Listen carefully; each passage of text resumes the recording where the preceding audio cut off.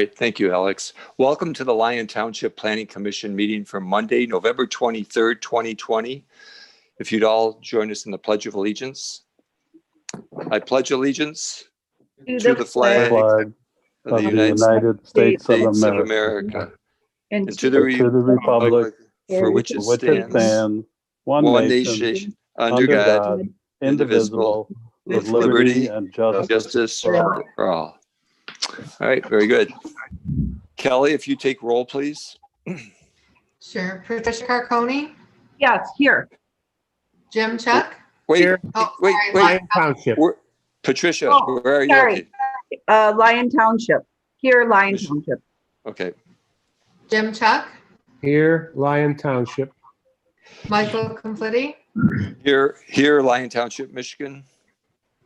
Bronco Mikulski, Here, Lyon Township, Michigan. Ron Pennington, Here, Lyon Township. Kurt Radke,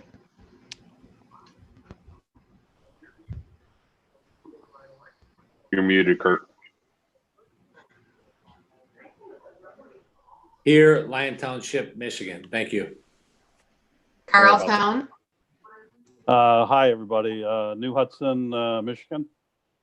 All right, very good. Welcome to Bronco, our newest member. Welcome aboard, Bronco. Yeah, Thank you. welcome, Bronco. All right, approval of tonight's agenda. Brian, are we using the 10-9 letter for tonight? For Culver's, yes. For Culver's, okay. Any changes? No changes this evening, Mr. Chair. Okay, all right. I'll make a motion to accept as submitted. I'll support. That's Carl. Carconi. Motion by Mr. Chuck, Oh, right? it's fine. Support, okay. Patricia, all those in favor? Aye. Aye, oppose? Approval consent agenda, November 9th, 2020 minutes. Make a motion to approve the draft minutes from Support. November the 9th, if there's any changes. Support that motion. Okay. Motion by Carl Town, support by Jim Chuck. All those in favor? Aye. Aye. Oppose? Okay. Comments from the public, anything that's not on the agenda tonight. Alex? You have one caller? We differentiate between public hearing and comments not on the agenda. I don't know if we're able to do this on Zoom, but Okay, so we have one caller that is in the room. So press *9 caller if you would like to make a comment.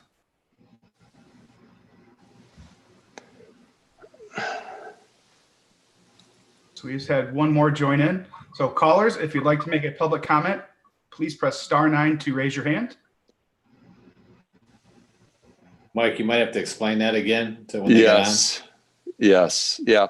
Anyone from the public, if you're here for the public hearings, including Culver's, you'll have your chance. This is for non-agenda items, if you have any comments. So once again, that's *9. And at the moment, neither caller has raised their hand. Okay, all right, very good. I believe Tina said she would not be here tonight. So, Brian, if you'd start us off, AP 20-34B Culvers, are you going to combine two special land use and site plan? Yes, Mr. Chair, my intent is to go through both of the standards. All right, very good. By all means, as usual, stop me if you have any questions. Thank you. So, Planning Commission, this is a application for the same site that you reviewed for Burger King within the last year. The new proposed user is Culver's. Again, this will be a drive-through use in the B2 district. This is a special land use in that district, and so you have our letters for site plan review and special land use. So this evening, I do want to go through and talk about the site design and then some of those subjective standards for special land use review. In terms of the use itself, we have information regarding the owner. We have noted several parking setbacks that are they're not in compliance specifically with the ordinance. So we noted a 7.5 foot side yard setback along the north property line. And I'm sorry, this is on Pontiac Trail for those of you who have not seen the site, just to the south of Tuffy.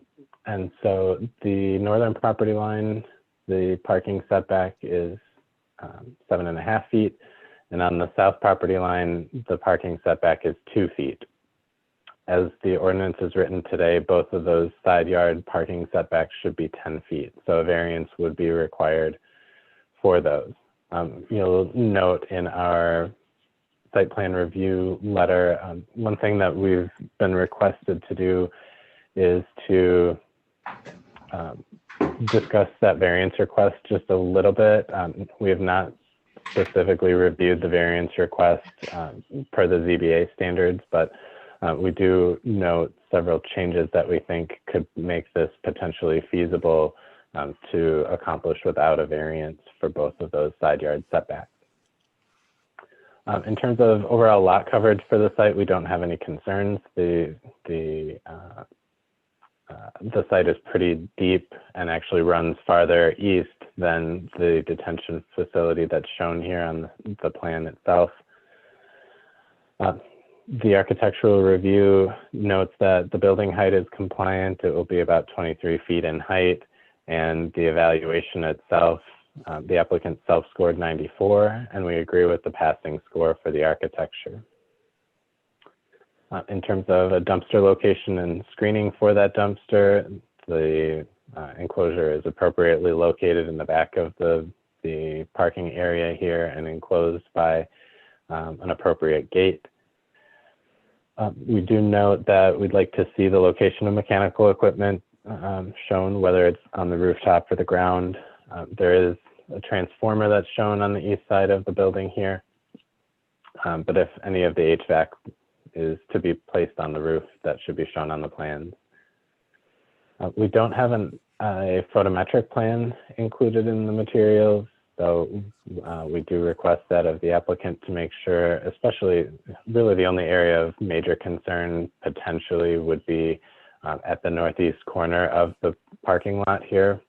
These are both residential lots where my cursor is, and so we would want to Mr. make Chair. sure. Yes, sir. Yeah, if I may. Please. So in our package, there is a photometric plan, Brian, on the revised plan. What's the date on the revised plan, Carl? I think the same date that your letter is October 9th from my recall. Okay. Okay. Because I well, do good. have Thank you. questions on it. Okay. Do you want to talk about that now, or do you want to come back to it? I can come back to it. I just want to let you know it was in there. Sorry. Okay. No, you're good. Thank you.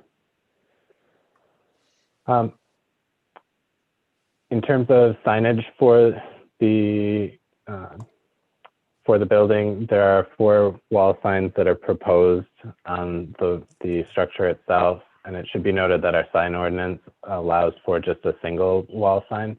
So that is a potential additional variance or appeal that would need to be considered by the Zoning Board of Appeals. The layout itself has 53 spaces proposed. The ordinance requirement for this use is 31 spaces. And so we understand that part of the business model for Culver's is a higher rate of sit-down users rather than versus a more typical fast food restaurant. Maybe we should talk with the applicant tonight about how COVID is impacting those numbers. There is a loading space shown that meets our ordinance requirements, so we have no concerns there. The landscaping plan itself is compliant with the zoning ordinance. We do note that one of the comments at the previous special land use public hearing called for some additional screening of evergreen materials up along the northeast corner of the parking lot, again, to protect those residential users to the north. There's a sidewalk proposed along the road right of way that does include an offshoot leading to the restaurant itself. So that's a good thing. That's something, you know, that we are encouraging all of our new developments to do. And so we, in general with the site plan, we just have minor items to be addressed. The first being the photometric plan, which Carl noted is included in the updated plan. We do think that there should be some additional screening, vegetative screening at that northeast corner. The variances themselves that are required are conditions that the Planning Commission, if you find this an appropriate design, should be ready to condition any approval on. And then the same thing with the signage in terms of the submittal for permit approval. 4 signs will likely not be approved, and so an appeal would have to be heard for those signs.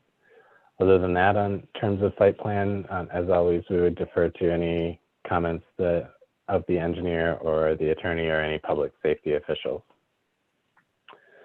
Switching gears and talking about the special land use criteria, we have 9 standards for review.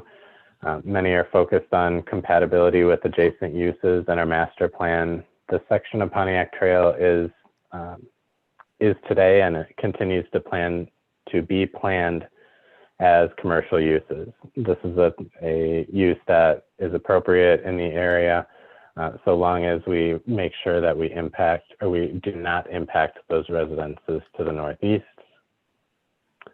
We understand that public services are available, but we do defer to the engineer as to their adequacy. In terms of impact on traffic, again, this stretch of Pontiac Trail was proposed for these types of uses. We don't anticipate any negative impact as a result of this user.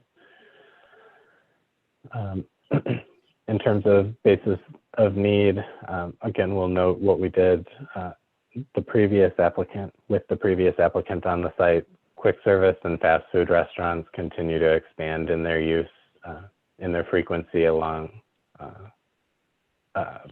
in the entire metro area as well as the Midwest region, and so we have no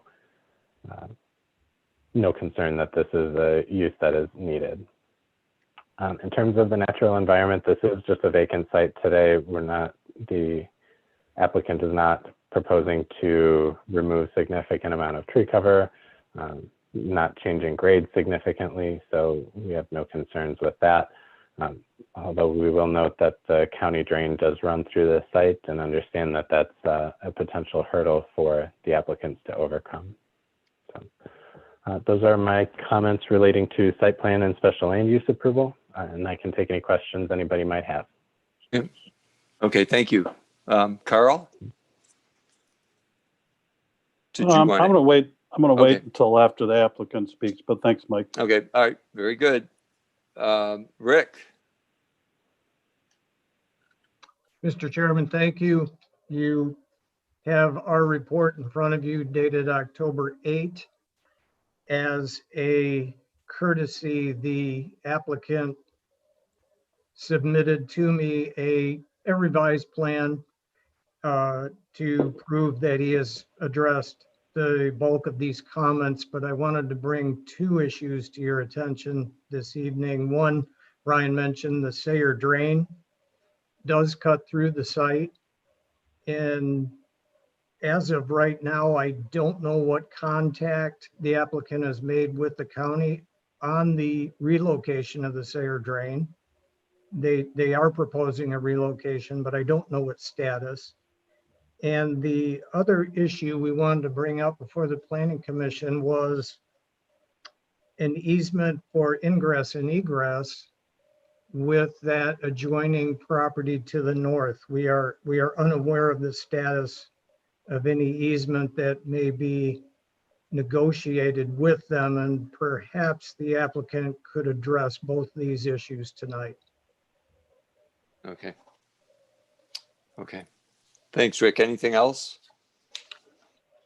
No. Other than to say they addressed the bulk of our comments. His stormwater detention is good.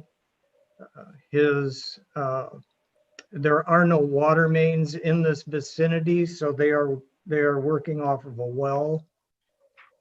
Sanitary sewer is available out front via a 4-inch force main. In short, there are utilities in place to support this. Okay, very good. Any questions for Rick? No. Okay. Matt, did you have anything to add? Thank you. Nothing additional, but I would just underscore the importance of finding out the status of that easement for the access across the drive, and if that's not set up yet, we'll want to make sure that that's part of any approval, a condition of any approval. Okay, very good. Thank you. All right, applicant. Who is here tonight? Name and address, please.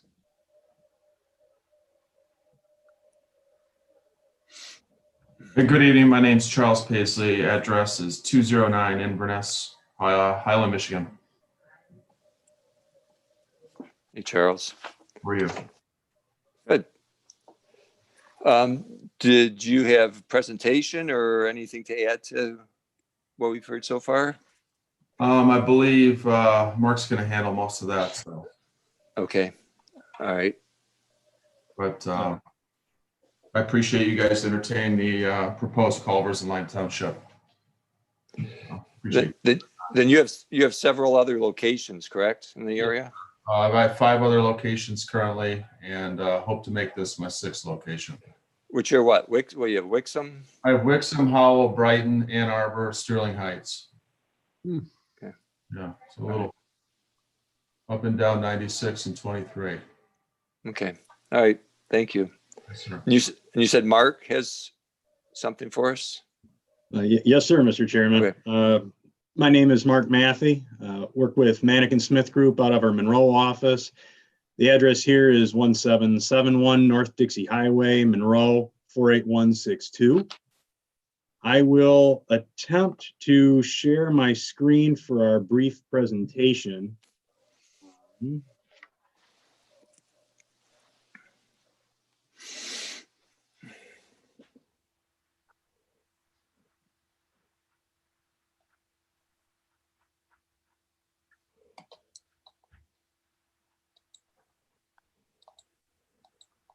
And if someone could just confirm that that's coming through right now with the title sheet. It is. Yes. Okay, perfect. Thank you. So as Mr. Paisley had led into, we are here tonight to consider the special land use approval and site plan for Culver's Restaurant at 22700 Pontiac Trail. This site, as was mentioned, was considered earlier this year for a different user. Since that time, that has came off the table, and Mr. Paisley has engaged us to work towards the development of the site in substantially a similar layout, but obviously slightly different to suit his needs, most particularly being slightly greater parking requirements and just a little larger use of the overall site. As Mr. Kesey had noted, the front portion of the site, or probably the western 2/3 of it, is zone B2 commercial district, and the rear portion is an R0.3 residential. As we had done previously, everything associated with the commercial use of this property is on that commercial portion of the property. All utilities, stormwater management infrastructure, and then compensating cut area to mitigate our proposed fill within the floodplain associated with the Sayre drain. All of those features are located within the B2 portion zoning district. So what we have here is a slightly larger building than we had previously, 4,100 square feet, including a double drive-through at the rear of the site. as was led into the Sayer drain, a county drain with the Water Resources Commissioner, does traverse this property roughly in this alignment. As part of this project, we are proposing to relocate that drain along the southern property line and just outside of the Pontiac Trail right-of-way, tying back into that drain. Mike, I can go if I through may. all of our, Yeah.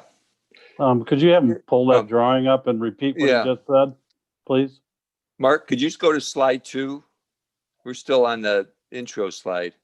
oh, okay. Let me change how. Let me change which screen, I think. Yeah, so right now we're seeing your PowerPoint like menu with the slides on the side. So if you can just click down to that second slide, it should pop up for us. That's the way. Okay, we can do it that way. There we go. Yeah.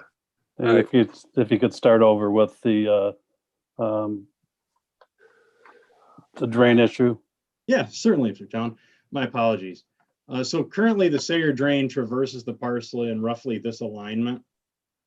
As part of this project, we're proposing to relocate that drain along the southerly property line, and head north just outside of the Pontiac Trail right away, tying into an existing manhole somewhere underneath, or not somewhere, I mean, slightly underneath of this existing shared drive approach. I can cover the approvals later, but to date, we do have a permit from Eagle from the state to relocate that drain in hand as we had proposed. We had gone through one course of review comments with the Water Resources Commissioner's office, and we've addressed the majority of their comments and are prepared to resubmit. And we have, as Mr. Minor had addressed, we had made a number of revisions, both at CES's comments and McKenna's. We were just kind of holding off to resubmit those until after the Planning Commission meeting, just in case there was anything else that came out of this meeting we could incorporate as well. So as I noted, the drain is being relocated. We have a 4,100 square foot building with a double drive-through at the rear of the site. Due to maintaining all of that infrastructure in the business portion of the zoning district, we are proposing underground detention in the rear portion of the site. What you see on the far eastern part of the property, this is actually a compensating cut area, like I'd mentioned, that's mitigating the impacts of the fill within the 100-year floodplain. In theory, that area would be filling up once, or has a 1% chance of filling up in any given year. Just to give you a sense of that portion of the property that we're using, you can see kind of a break line between that business district and the residential district, just to give you context in that regard. We've also prepared a rendering to give you an idea both of the proposed layout as well as the size, scale, and scope of the proposed landscaping for the project. I would also note, we did discuss that shared ingress egress on the north side of the property. When we had proposed this site earlier this year, that was our only connection to Pontiac Trail, was through that shared driveway.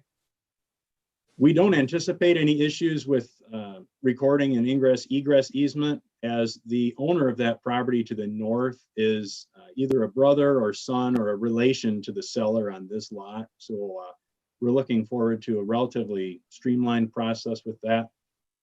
When we had put in our request to the Road Commission for Oakland County, they had actually came back and requested having an exclusive drive access for this site as well. We also do have a permit in hand from the Road Commission to reconstruct that shared driveway to the north, complete the deceleration lane along Pontiac Trail, and construct the new approach to our site. Proceeding through the drawings, just looking at a few renderings and visuals for you on what you could expect. I would imagine that a number of you are familiar with Mr. Paisley's other facilities. In general, the look and the feel of the building is going to be very similar. Of course, we'll be making adjustments to the signage as was proposed to comply with the planner's comments. This would be a view looking from the northwest. Another rendering of the proposed building. Could you go back to that northwest, please? Certainly. Thank you. Could you just hold it there for a minute, please? Yes.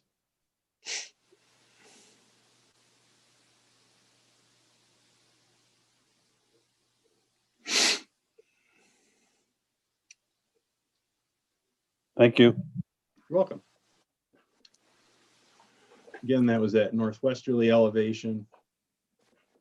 Again, showing the limits of our site that we're proposing, and then the rear portion of the site that will be maintained as a maintained green space.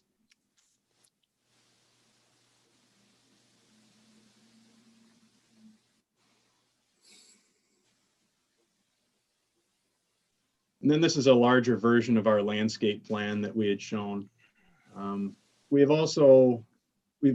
been respectful of the neighbors to the extent that we had previously, with a staggered row of evergreens and plantings along that northern property line.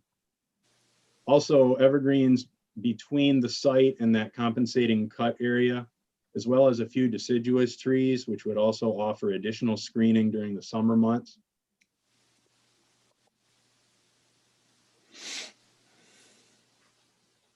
And then a copy of the photometric plan, which was submitted with our second submittal. And I would note that I recognize that some of the light levels do exceed the limits provided in the zoning ordinance. And I would note that the photometric plan was prepared by a subconsultant that typically works with Culver's rather than a subconsultant to our office. So we would need to clarify with them what the requirements for Lyon Township are and adjust the photometric plan accordingly so that we can meet those light levels at the property line.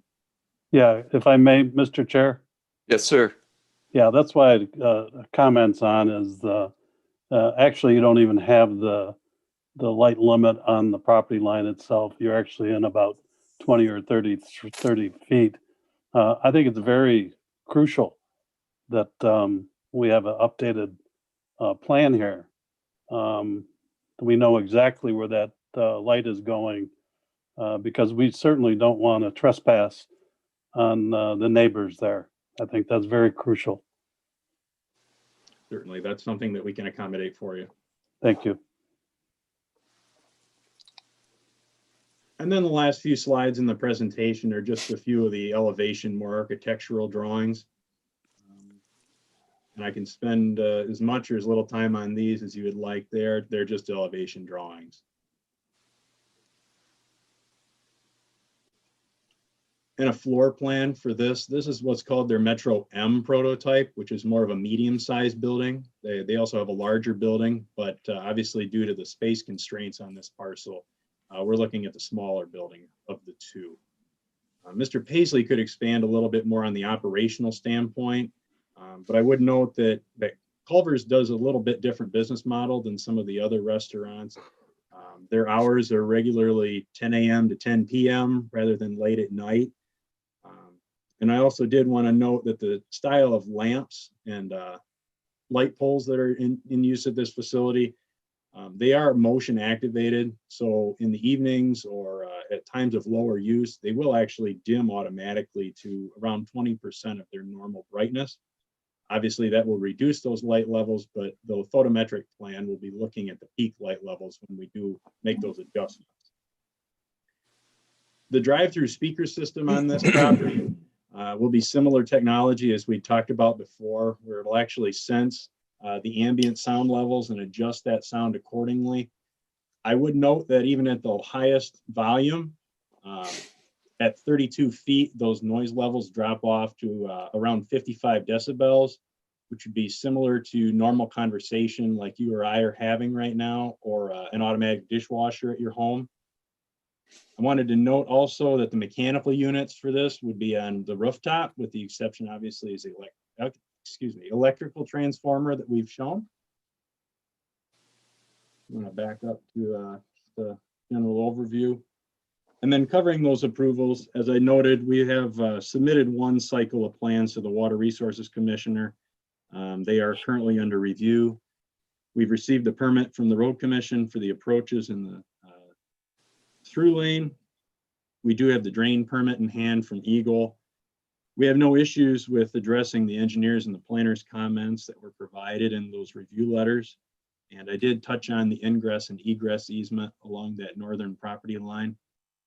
The property owner to the south will be slightly impacted by the drain relocation, as well as when we had gone to the township board earlier this year for the special land use, they had requested that the sidewalk connect to the property to the south, and we have accommodated that on our plans. Also, it was noted by Mr. Kesey that we were potentially looking at 2 variance requests for the parking setbacks. We've since adjusted the site to eliminate that variance need or necessity for the north, and we would only be looking at a variance request along the southern property line for that parking encroachment. With that, I believe that's everything that I had to cover, but certainly we would be willing to welcome and answer any comments from the Planning Commission or members of the public. Okay, thank you, Mark. Any questions, or you want to wait for the public hearing? Let's have the public hearing. Okay, all right. All right, Mark and Charles, don't go anywhere. All right, callers. Okay. So press star Yes. 9 to raise your hand, and at which point I will call on one of you to speak.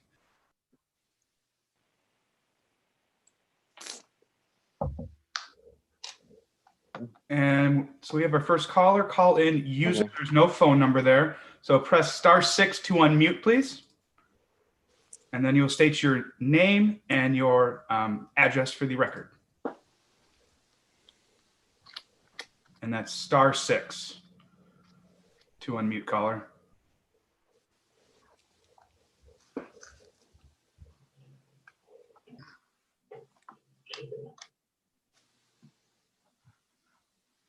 Oh, the caller does not seem to be responding. They raised their hand, but they're still not unmuted. 2761 K Street. Oh, okay, caller. So we just got you. Can you go back over with your name and your address, please? Sure. Richard Greaves, 22761 K Street. Our lot is the triangular one that would be off the northeast corner of the farthest extent of the proposal. Our concerns most of our concerns have been addressed by the foliage, and we would like to see the densest possible evergreens on the north, east, and the south, extending all the way down south, so that property is completely occluded, or as much as possible.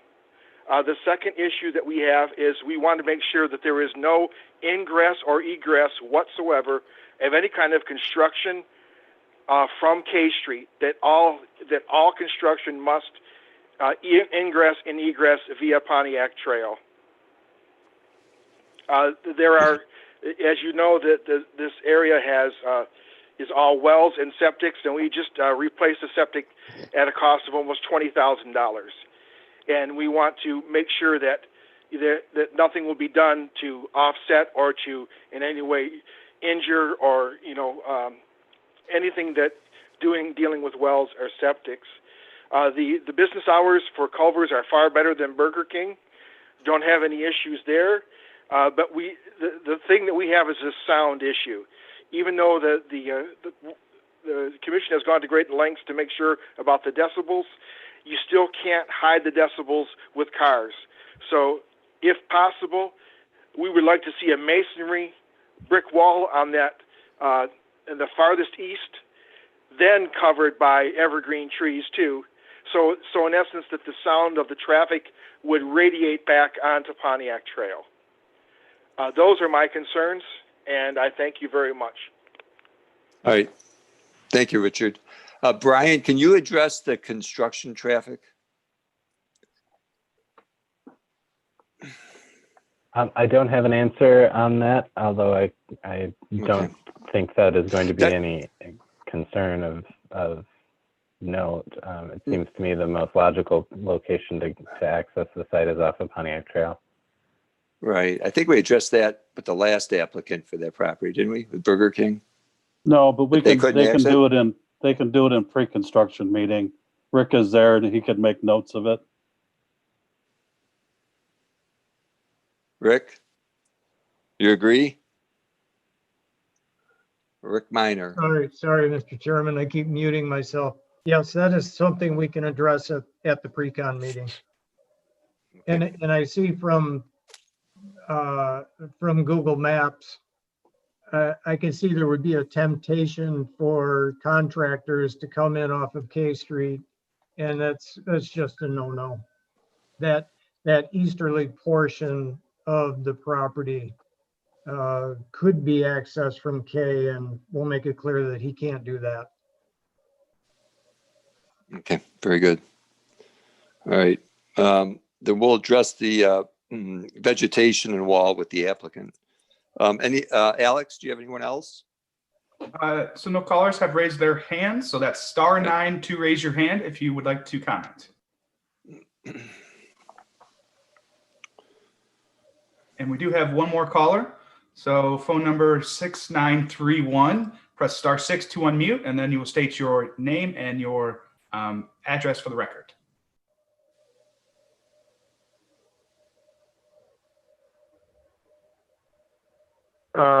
My name's Vaughn Preby, 22728 K Street.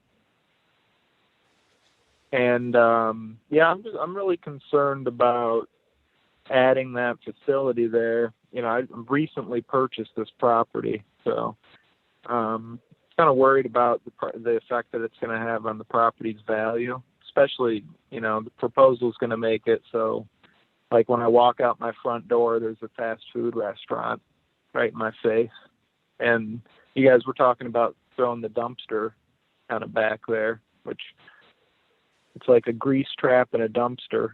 You know, it's not going to smell very good. And I'm also worried about the noise level.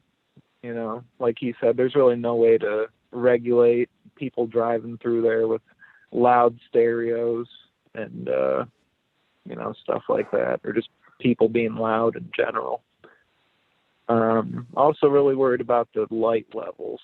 Because, yeah, that sub back there, you know, it's kind of a quiet little sub. There's a lot of kids around there, you know. Be kind of unfortunate if we could ruin that nice, peaceful nighttime with bright LED lights. Yeah, also concerned about, you know, possible addition of a crime. You know, like I said, there's a lot of kids back there. And, you know, I think Culver's is a little bit better reputation than Burger King, but, yeah, it just goes back to really not being able to control people. You know, it could be people, you know, doing drugs in the parking lot or drug deals. You never know, you know.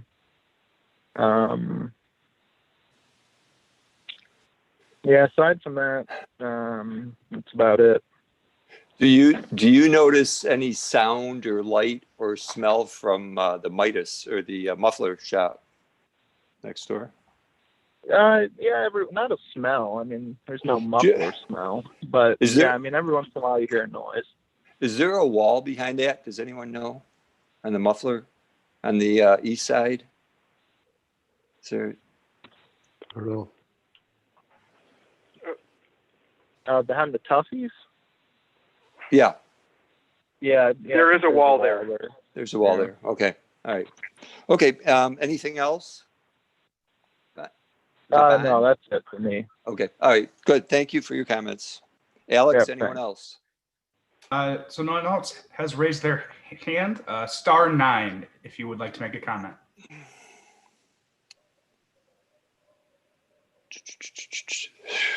Three, two, one. Yep, that appears to be all. Okay, we're going to close the public hearing. Thank you. Patty, do you want to start? Patricia? Sure, I absolutely will start. First of all, I'd like to thank the applicant for actually returning, because remember, he was supposed to be on our agenda a month ago, and due to some, you know, the governor and the legislation for the state of Michigan, that we kind of had to put them on hold. So I just think we should thank them, and I'm glad they came back. I am very excited actually for them to come. And I've listened very closely to the two residents that have spoke. But this is a piece of commercial property that has been zoned like this for a long time. So I guess I'd rather see it's could be many things, and maybe Brian can tell us what else it could be. But I like that Culver's is more of a family restaurant. I mean, I go to Culver's, and I do see a lot of older people there. And I think because they serve that nice ice cream, and they do actually have pretty good food if you want to say it's a fast food restaurant. I like the hours from 10 to 10, and I have visited both the Wixom facility and the one on, if Charles, is this the one on 23 in Brighton? Is that the one? Yep, that's right. Right on Lee Road there. They are immaculately clean. They just are, and inside and out. So I don't really see, I don't know why somebody would want to do drugs in the back of a Culver's, but I do think that the restaurant is pushed all the way up front. So the back, there's quite a big distance between where the restaurant is in the back, because it's going to be some kind of commercial development. And I'm excited that I can see that Mr. Paisley takes very good care of his facilities, and that's what I'm concerned about. And it's not a corporate, you know, sometimes you get corporate stores like a McDonald's or something else, they don't take as good care of them if these are yours. But I have no problem with the as long as our consultants review the light levels of the lighting in the parking lot, which Carl brought up, which was a great thing. But I mean, I'm not going to hold up a site plan for the light levels as long as they meet our ordinance and our consultants can see that. I'm very thankful for the sidewalk to the south. I think they've actually done pretty much, we already approved it. I would like to know if they would consider the brick wall and maybe some just an additional landscaping if they can fit it on that northeast site. I mean, that would be great if they could do that. But other than that, those were all my notes, and I'm 100% for the Culvers. I like it because finally it's a new business that's not in our DDA. So, and I mean, there's fast food up and down that whole thing. And next week they're going to show, I mean, I'd rather have the restaurant than another auto dealer shop. That would be me. And I think there's one more thing I wanted to mention.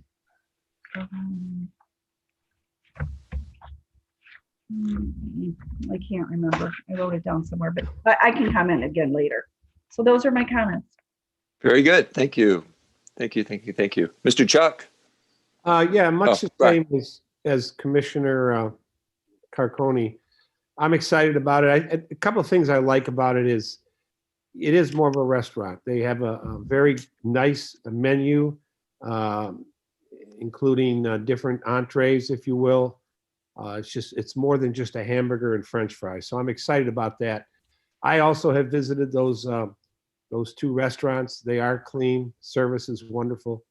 On a side note, one of the things I like is the two aprons for ingress and egress. Far too often I've seen where there's one apron for ingress and egress, and it just turns into a big quagmire. So I'm really happy between the road commission and the applicant. They've got that figured out. I trust the applicant when they do their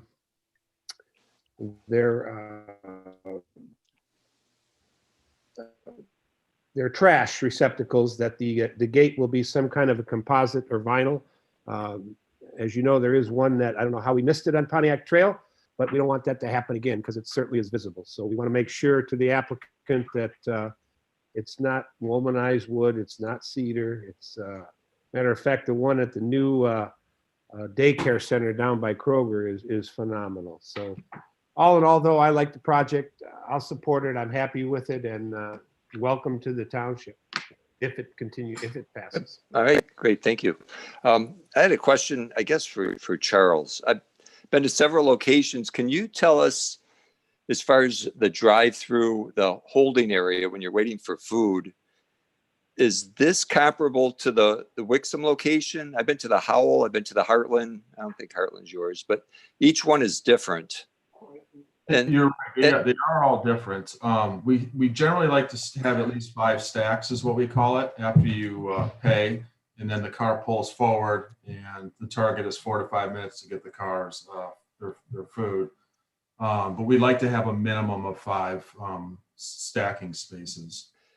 And I don't want to sound like a commercial, but it is freshly cooked, so it takes a little bit longer. Correct. But my concern is you have a double 2 drive-through lines. Correct. And right now, even with one, I know COVID, but even before COVID, parking is an issue when you're waiting. Now, if you have 2 drive-through lines, how is that going to add to the amount of cars waiting? And if you're going to have enough space, where's the overflow going to go? So right now we're experimenting. Obviously, during COVID, our drive-through has gone to 100%, where before Culver's was generally about a 40% drive-through, 60% dine-in takeout.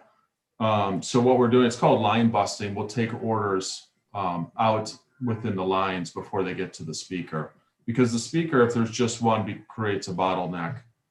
We can create orders as long as we have them in the kitchen. Does that make sense? So if we're getting multiple orders, we can then start preparing these items and get these cars out in the same amount of time as if they just place one order at a time. Like, our kitchens are capable of taking 2 orders at once in a drive-through to get the efficiencies in the cars moving. So that was the thought behind that. So it's similar to like a Chick-fil-A then? Correct. Right now we're taking orders out in the field, out in the parking lot, if you will, because we don't have 2 speakers at any of my locations. This is kind of a newer concept. So we're taking them by hand via a tablet, and then that gets relayed back into the kitchen, and we can then start the process of preparing that item and then moving that car forward. Okay. All right. Okay. Very good. Okay. Thank you. No, my pleasure. Bronco, any comments, questions? No, I like it. I frequent Culver's a lot. We like it because it's not very fast foodish. I mean, it is, but you get good food. I regularly get like the shrimp, and it's just something, doesn't feel completely fast foodish. And it's something different outside of like a Leo's. I think it works good in the space. I like it a lot. I think it would be good to see if they could do the wall at the back. But other than that, it seems like they did a really nice job. Okay, very good. Thank you. Ron, any comments? Yeah, I feel the same way. I like Culver's. I appreciate the spot that it's going. I think that's a good place for it. On my list was, I think the wall is a good idea at the back. I don't think it's that expensive to add in there, but I think it would help. And then I wanted to make sure the landscaping was covered in that corner also because of the residents that live there, and also the light. I just want to make sure that that photometric plan is correct, and we do make sure that there's not light polluting into the neighborhood. That's it. Okay, good. Thank you, sir. Mr. Racky. Nothing to add that hasn't been said. Question if that wall is an option. And of course, heavy landscaping, evergreens. But I'm good. I'm happy with the project. Okay. All right, good. Thank you. Carltown. Yeah, thank you. I think I'm going to first start off. I have a few things, but one standout alone is the change to the drawing that takes away the variance on the north side. If there's any change to any of the drawings, it's got to come back to us. It's got to be reviewed. So that's going to stop us from recommending approval on that tonight, in my opinion. I want Brian to concur with that. Is that correct, Brian? I mean, you have the ability to condition administrative review of items if you want. On a setback? That the drawing that we haven't even seen? I mean, I'm willing to do it. It just doesn't make sense to me. Well, I'm looking, so I pulled up the 10-9 drawing. Is the 10-9 drawing, Mark, the one that the curb was moved outside of the setback on? Yeah, that would be the 10-9 drawings. Okay. So that is part of the packet, Carl. Okay, well, again, I it did- wasn't yeah. it wasn't reviewed, so I wasn't sure if it met that setback or not. I saw the drawing. Okay, so with that, I saw the drawing. So that drawing doesn't have to change. Is that correct, Brian? I don't believe so, no. Okay, all right, good. So that's good. I'm glad I got that out of the way. The if it moves forward tonight before I have my questions answered, it's got to be conditional not just upon the one variance now, but also on the like the lawyer said, on the ingress egress, on the getting the confirmation on the north side, as well as even though they have the permit in hand on the moving of the cross, the drain cut through, that would have to be contingent upon that. Now, on the parking spaces, before we get to the photometric, we can do it contingent upon the photometric plan. If you want to do it on have Brian and our engineer Rick review that, I'm okay with that. As Patty talked about, but I want to make sure that it is to the property line and it's done accordingly. Carl, if I can interrupt you, were you talking about the easement on the egress ingress on the north side? That's correct. Okay. And I'd like to see the size of the trees change from 5 foot to 6 foot. I think it makes a big difference having a 6 foot tree. And I know the expenses there, but on a 6 foot tree, you can space them out properly. Well, they'll grow in. And I know in the comments from Brian, he talked about in 3 years, they'll grow in. I would like to see that extra foot just for the property owners on the north side. I'm not concerned necessarily about noise. I apologize to the homeowner over there, but I mean, if you look at the drawing, you're hundreds, 300-400 feet away from that building. I don't think the noise will be that great, and it's very heavily landscaped. Again, I mean, if the owner wanted to put in a wall, I'd be okay with that too, but I don't think it's necessary. But I also would like to talk about the parking spots. There's 43, I believe, required, and you've got 53 parking spots. If everybody thinks he covered it when he talked about dine-in, they have more dine-in than most places. I'm okay with that too, but I like the fact that there is 53, especially now that he's got the north side setback taken care of, and the only issue is on the south side. So I'm good with the 53. I like the movement on that. And I got to be honest with you, I'm a stickler on the special land use. I want all the setbacks to be appropriate on a special land use. And I'd be the first one to say that I don't agree with it if one of them doesn't meet.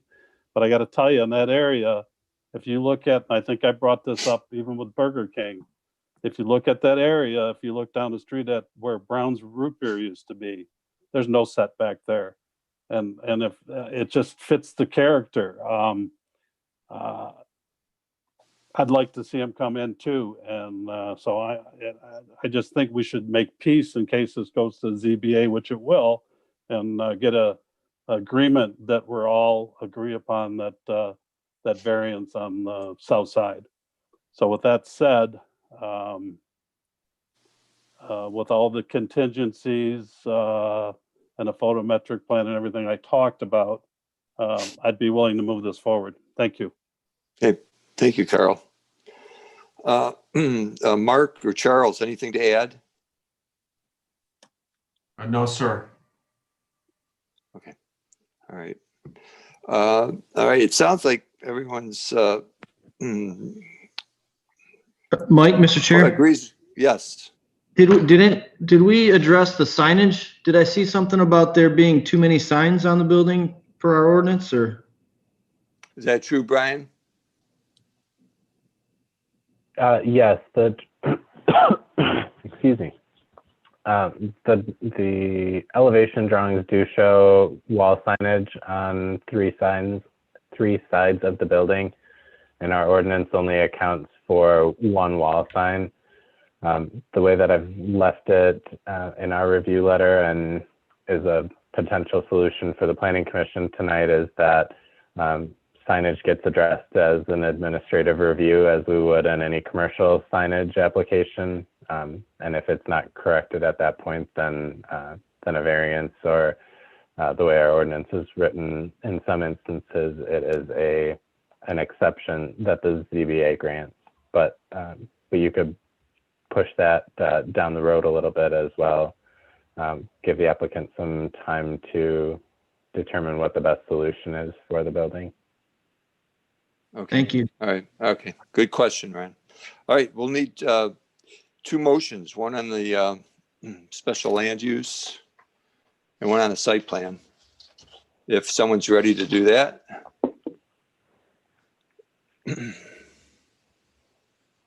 All right, Mr. Chairman, I'll take a shot at it.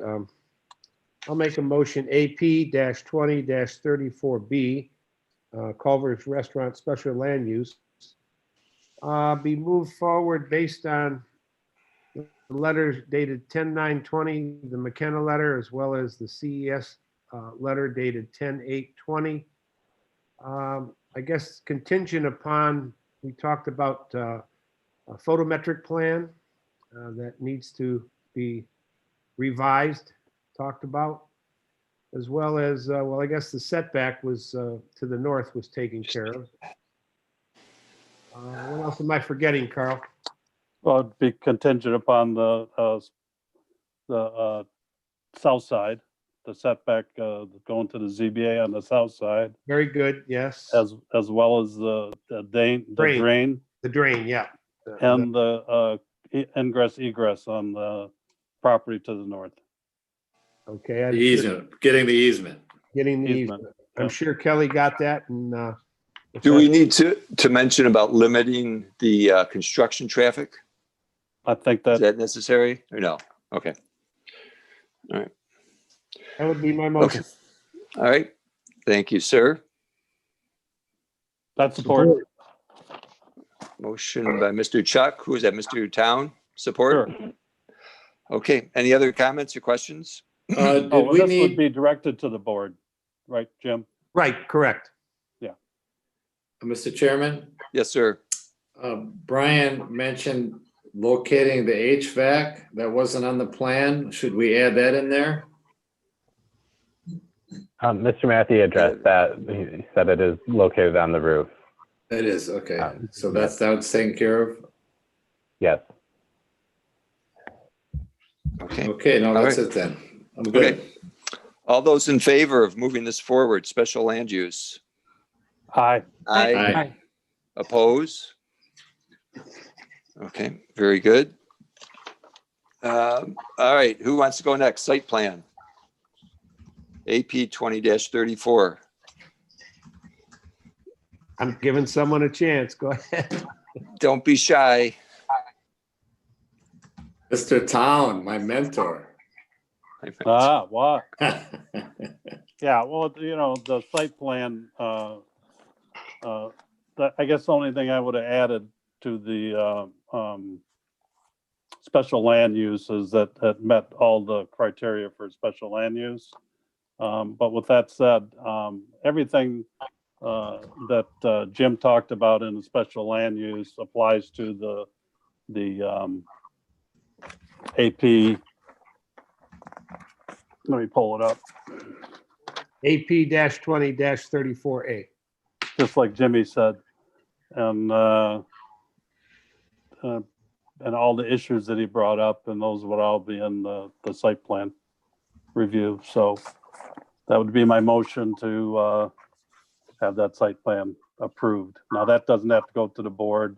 So it would be contingent upon the board approval of the special land use. Special land use. And I'll That'd be my support, motion. I'll support that motion. Okay, motion and support. Any other comments? Yeah, I do have one comment. This is to the applicant. There is some strong feeling and consideration for that cement, concrete wall, cinder block, whatever. Is that something that you'd be willing to look at based on the business directly to the north of your potential business? Sure. I'm going to have Mark work on that in his firm and make sure it's, tastefully done for starters, and that we can accomplish what we're trying to do. That's wonderful because it's just a good positive step. Again, we welcome you to the community. All right, that's all I have, Mr. Chairman. Okay. Okay, we had a motion by Mr. Town, support by Mr. Chuck. All those in favor? Aye. Aye. Oppose? All right, congratulations, Charles and Mark. You're in. Hey, thank everyone for taking your time this evening. Thank you. Welcome. We're excited. Yeah, me too. Very much so. Thank you. Make the best malts. Yeah, it'll be a good Malts.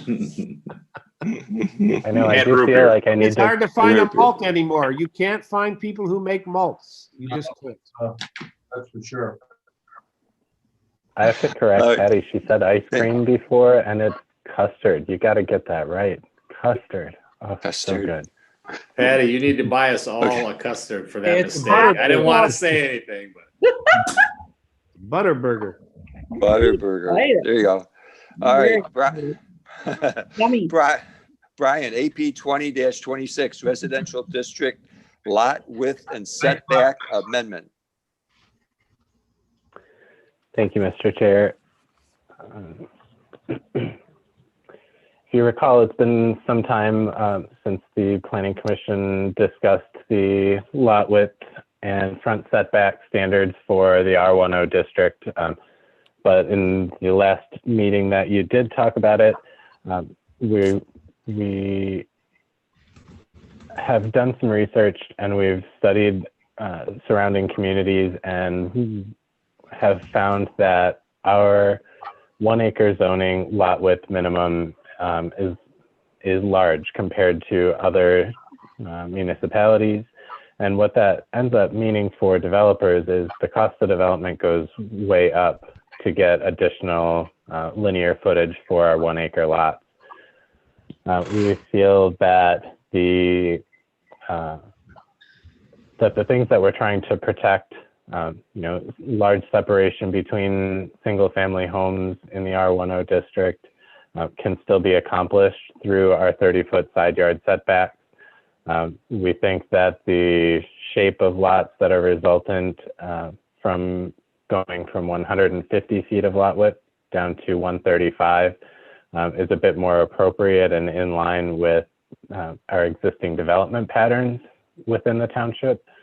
We have a lot of lots that are narrower and much deeper rather than wide and not as deep, more of a square shape. So we think that it is appropriate to consider shrinking that required lot width for lots without a sewer down to 135 feet. And lots with sewer access would go down to 120 feet from an existing 135. In addition to that, we have talked at length, both anecdotally and with the Planning Commission, about the current 75-foot front setback in our 1 acre zoning.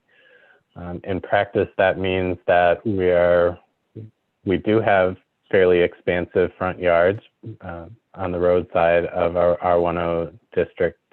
But from a practical standpoint, that means you have less space in the rear in a lot of instances. And so we do think that it may be appropriate to go down to 50 feet as a front setback in our R10 district. In our letter dated August 7th, you can see what the new setback table would look like.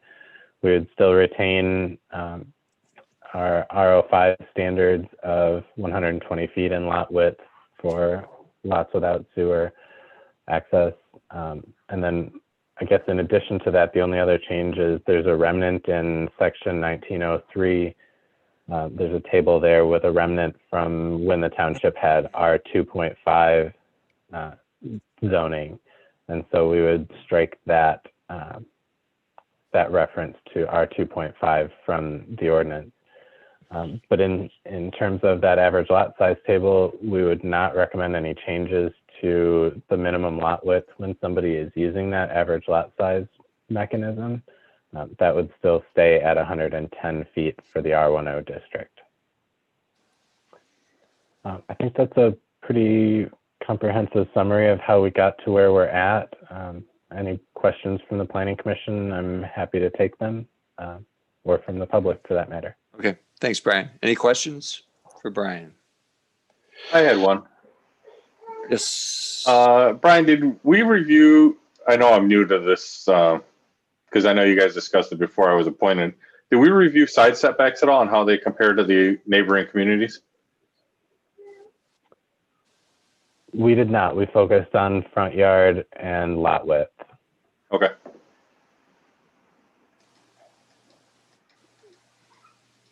Okay, all right. Thank you. Mr. Mr. Minor, do you have anything to add? No, I don't, Mr. No? Chairman. Okay. All right, thank you. Matt, anything to add? I do not. Thank you. Okay, all right. If I may, Mr. Chair. Sure, yeah, please. So Brian, we're not going to deal with the 0.5 or the 0.3 tonight. Correct. Those districts have not posed a challenge in speaking with the developers who are trying to propose projects in the township in those zoning districts.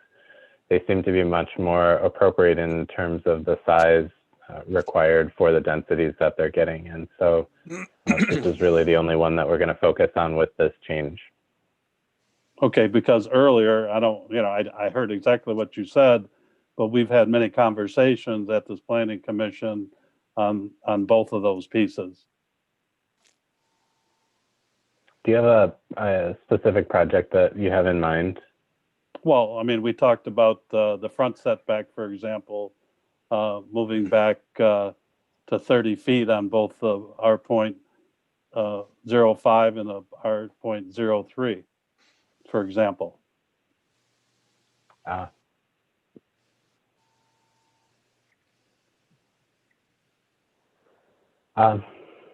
We have the option to do that today. If you would like to include that in your in any motion to the township board, we can make that modification. I do recall that conversation now. So I'm happy to make that change if you'd like it included.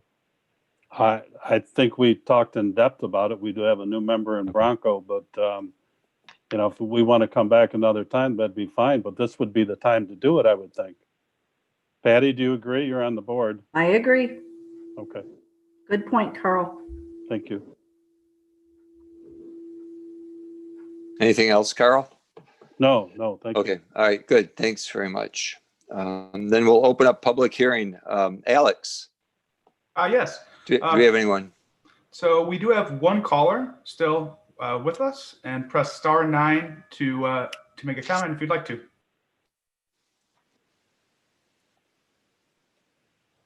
And they have not raised their hand. So back to you. Okay, all right. 3, 2, 1. All right, we'll close the public hearing. Okay. Any other conversation on this, or are we ready to make a motion?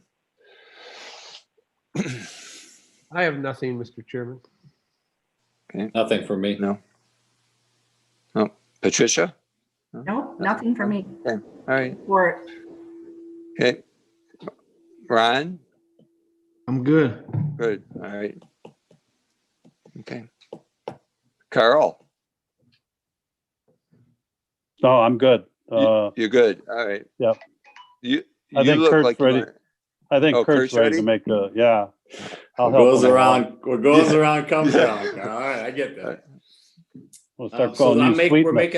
we're making a motion to move this to the board. Correct. And Carl, if you want to add the front setbacks for the RO3 and the RO5 and make them 30, both 30 feet, if I heard you correctly? Correct. Okay, so I make a motion to approve AP-20-26 residential district amendments based on the changes that Carl Town mentioned or suggested and move it forward to the board. Well, I mean, Brian can get it exactly right, but you should verbalize, it's not that in depth. So let Brian verbalize the 1 acre lots for you, the side, the width, and the front. Okay. Okay, I'm happy to do that. So the new or the proposed lot width for lots without sewer is 135 feet, down from 150. And for lots without, lots with sewer will be 120, down from 135. The front setback in R10 will go from 75 feet down to 50. The front setback in both RO3 and RO5 will go to 30 feet. I will support that motion. Mhm.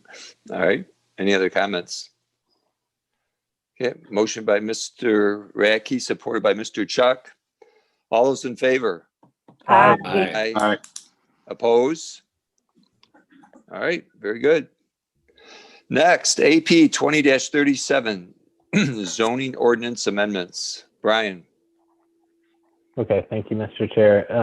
The language that you have in front of you is a collaborative effort between myself and Matt's office. Carol and Lisa all had a part in preparing these amendments. This is a whole host of amendments that originally came out of the township paid Mina Code to review its ordinances, not just the zoning ordinance, but all of the general code of ordinances for updates to state statutes and other things that apply to the ordinance. And so we received a host of items that should be addressed.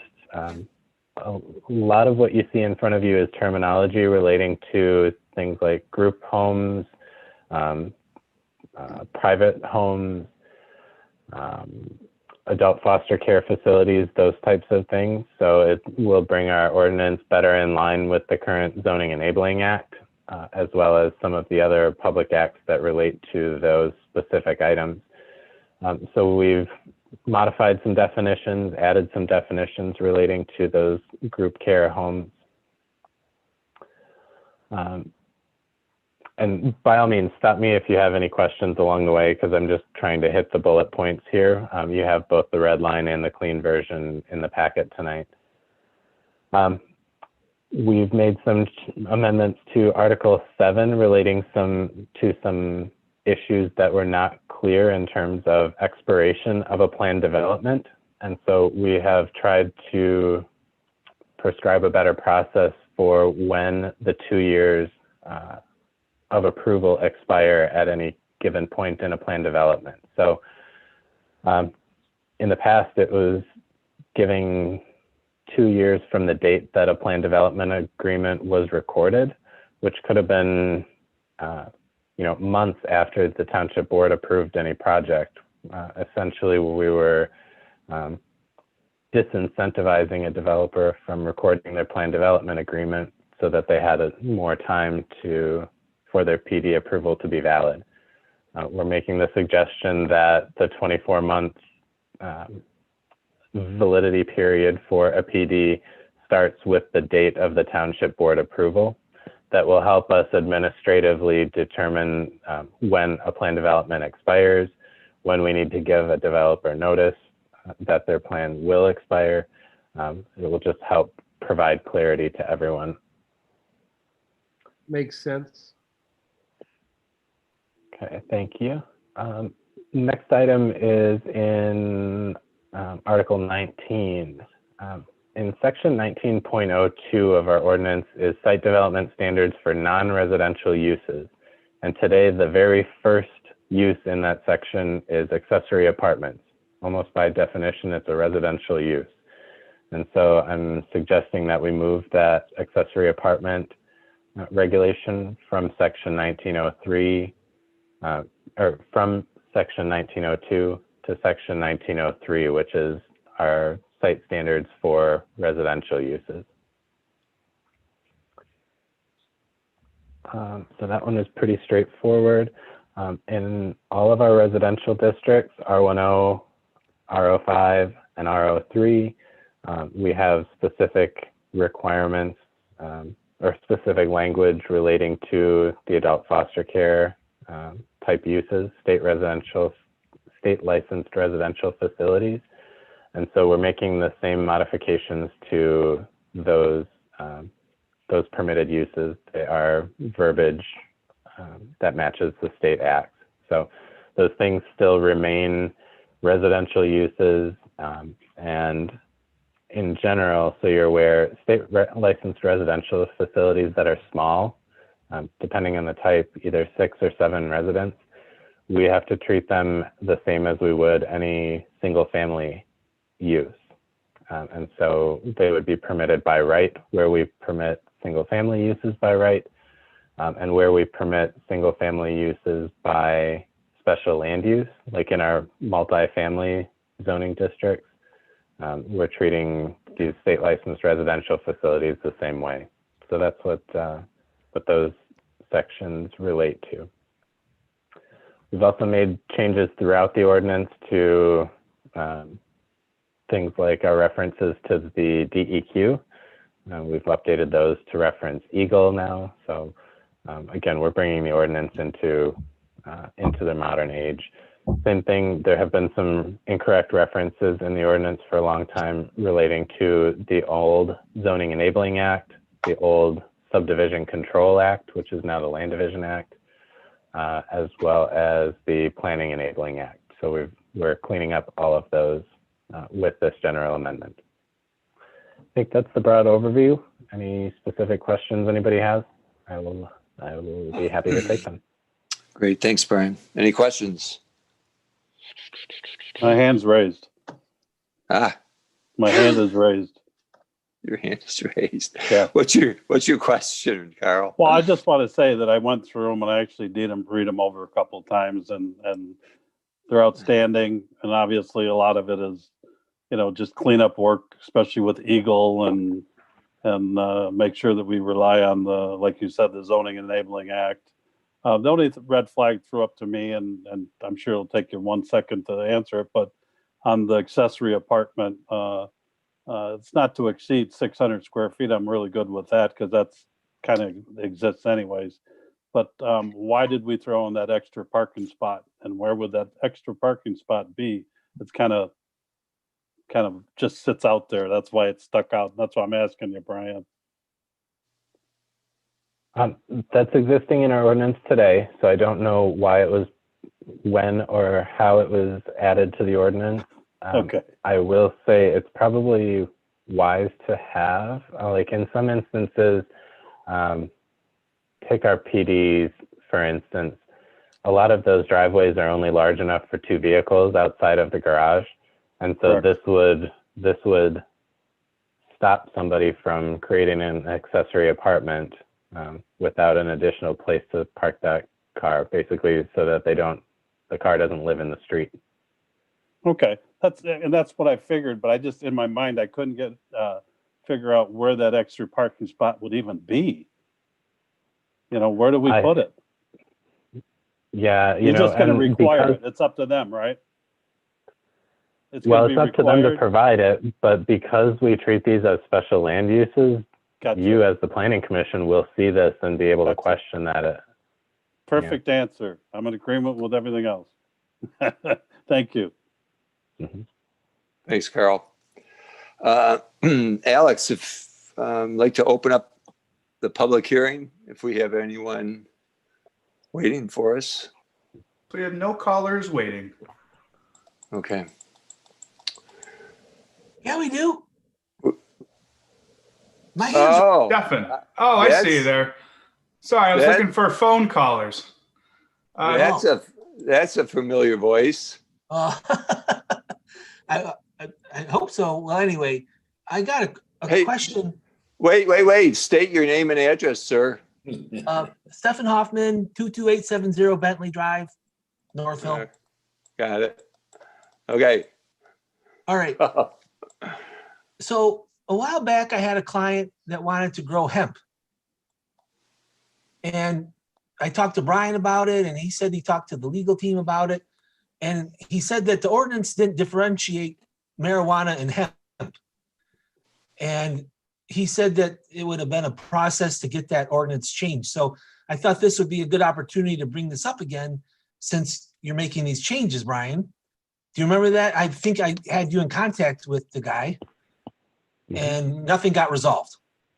So my question is, and President Trump made it legal to grow hemp. And I think it's important, as you said, as clarity, because the Michigan Public Act doesn't necessarily say there's a difference. They just say that hemp is also part of cannabis sativa L, is the same as marijuana, but it's not. But maybe that's changed. Maybe you could tell me differently. But I think that unless the board decides not to involve themselves with hemp, which is really not a drug, it's in extracts and creams and stuff like that, but it was determined that it's not a drug. So I guess for future clients that want to grow in all this land that the city actually encourages for home farming, that this might be cleared up. And if there's been any developments due to the president making it legal, and how this might be handled through your city, our city, and the actual definition given by the state of Michigan, what they call the Public Act of 368, which is kind of like the 420 of the drug world. Any comments? I've got a comment before you ask Matt to answer that. He might have an answer, but I do know one thing, that the Michigan Department of Agriculture gives loans for hemp. And hemp is legal in this state. And I know for a fact, because I know farmers in northern Michigan that actually get loans from the agricultural department in the state of Michigan. But I digress. No, that's great. I mean, it's a big business now. And this person wanted to go in on that 30 acres off a 9 Mile, and he just said it would have been too much work to get a crop in this year. By, I guess nothing happened through the legal part when he asked. Brian, you can tell. I don't know what happened. I just sort of connected you two. Yeah, we spoke. I have to look back at my notes, Stefan. If I'm recalling correctly, we determined that we would treat it as any of our other agricultural uses in the township. But I did encourage him to send in some information about the particular operation to let us know if it looked any different than any traditional agricultural use that we have in the township, and we could treat it, or we could take it at that point. And I haven't heard anything back from him. Okay. All right. I'll touch base with him. But I think also there's nothing in this, I've read, that didn't differentiate hemp from marijuana. And I thought that might help out future and or argumentative type of people that are looking for doing hemp and not marijuana. What I didn't know there was a difference. What is the difference? Hemp looks the same, but there's no drug element to it. One makes you high. That's it? There's no THC. THC and one doesn't. Right. Okay. All right. Then what's the uses for it? Hemp rope? I mean, or clothing? What's it used for?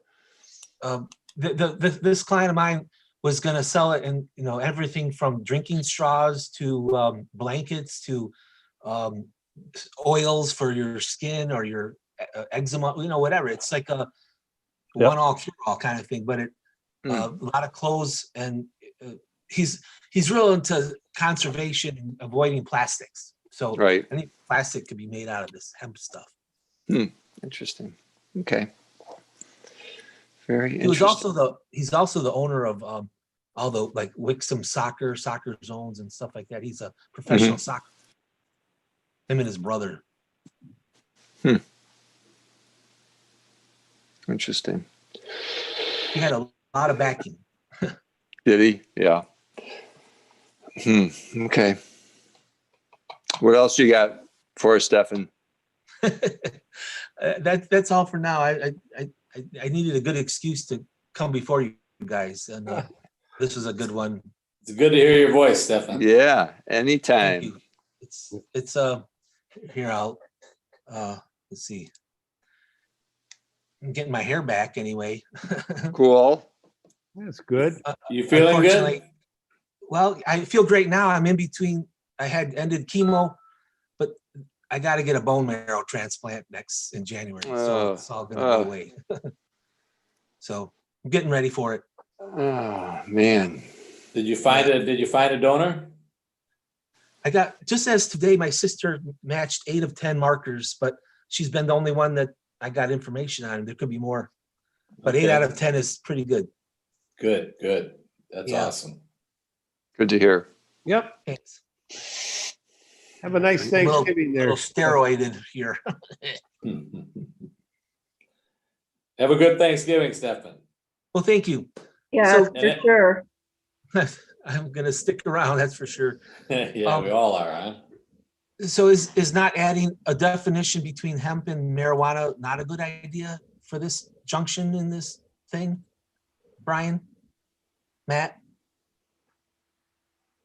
I would just say that would be a separate issue, and I'll be honest, I wasn't aware that would come up tonight, so I'm not familiar with the specific discussions that have been had on that. It sounds like there's been quite a bit of history there, but I don't think it's something that would need to come up in the context of this particular amendment. It could always come up at another time. Okay. Fair. Mr. Chair, would you entertain a motion? I'd make a motion to recommend approval to the board for AP-20-37, our zoning ordinance amendments. And we'll make reference to all the pertinent information from McKenna's letter. Support. Motion, Mr. Town, support, Mr. Radke. Yes, I see you there. All right, any other comments? All those in favor? Aye. Aye. Oppose? All right, very good. Thank you, Mr. Hoffman. If you're still there. Patricia, did you have any the reports? only thing we had is we had our budget workshop last Wednesday, and I think that went really well. And the budget should be approved on the first Monday of the month of December. And we're busy working on a $422,000 grant from the CARES Act. And the newly elected officials got sworn in by Judge Law, and Judge Reeds also came, it was very nice. And we didn't, advertise it or anything because we weren't allowed to really have a lot of people in. So we all got sworn in again, and we welcomed Robert Swain, and John Hicks is retiring. So we're hoping in the future we can have at least a luncheon or something for John. He did receive 2 proclamations, one from Rumsfeld and the other one from the county commissioners. So it was kind of sad. We really couldn't have anything for him right at this second, but we will, and we'll invite everyone. So, and that's all. And happy Thanksgiving to Okay. everyone. I'm really happy to see Stefan. That makes me happy. And welcome, Bronco. So, yep. Okay, very good. Thank you. Welcome, Thank you. Bronco, and everyone have a nice Thanksgiving. I have Thank one you. question, Mr. Chair. Please. Our December 21st meeting is Christmas week. Is there any movement to cancel that meeting?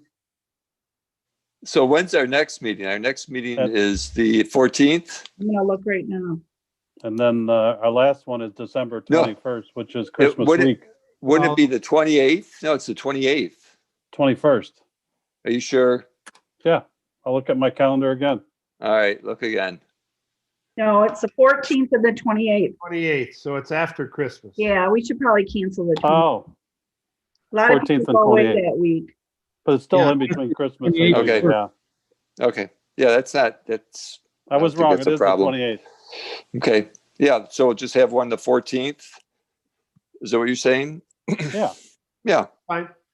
sure. Everybody in That's agreement? fine. Yeah, Yes. Okay with that. Yeah, yeah. I would. Yeah. All right. Typically never meet that week anyway, so No, I think you guys, No. And then when we come back, we can meet in person, hopefully. that'd be nice. Mr. Chairman, Yes. if we're still doing Zoom meetings in January, and Yeah. if somebody would drive to Florida and spend a few weeks with his daughter, does that mean I could not come to a meeting if I wasn't residing in Michigan during the actual Zoom meeting?